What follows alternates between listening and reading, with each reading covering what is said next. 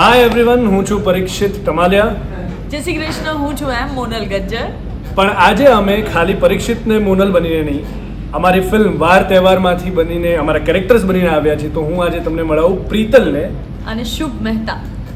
તો ચલો આપણે એવું વિચારીએ, પ્રીતલ, ડૉક્ટર પ્રીતલ પાઠક, કે આ ફિલ્મ જે છે વાર તહેવાર, એ જો પ્રીતલના દૃષ્ટિકોણથી જોઈએ તો તમને શું એવું તમારી જેટલી કામ કરેલી પિક્ચરો છે એનાથી અલગ લાગ્યું? તમને શું મજા આવી આ ફિલ્મમાં? સી એઝ અ પ્રીતલનો કેરેક્ટરની વાત કરું અથવા અમારા ફિલ્મ વાર તહેવારની વાત કરું તો વાર તહેવાર એવી ફિલ્મ છે જે આજની યુથની વાત કરે છે જેમને મેરેજ કરતાં બીક લાગે છે. તો આ ફિલ્મ એ બધા યુથને જોવી જ જોઈએ.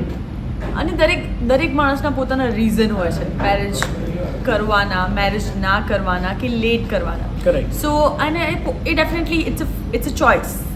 બટ જ્યારે પરિવારની વાત આવે તો પરિવાર એનાથી કેટલા ઇફેક્ટ થાય છે જ્યારે તમે સર્ટન ડિસિઝન લો.